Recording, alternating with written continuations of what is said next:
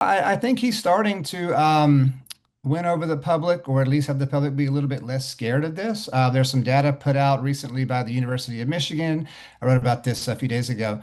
They have a consumer survey where they talk about consumer sentiment. How confident are you in the economy? And also a separate survey asks, how confident are you that inflation is going to be at a certain level? And both of those numbers have been improving. After the Liberation Day tariffs we talked about a few minutes ago, when those were first announced, consumers thought inflation was going to be very, very high, indicating they were scared and probably didn't want to buy things, right?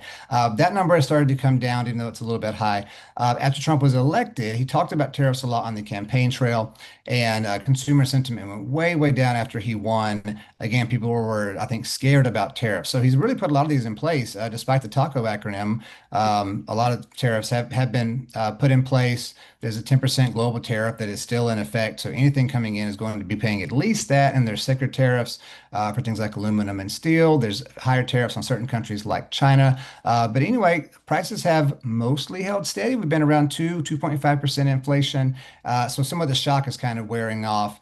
And people, I think, are getting more used to this idea that we're going to have higher tariffs in this country. Yeah, very interesting.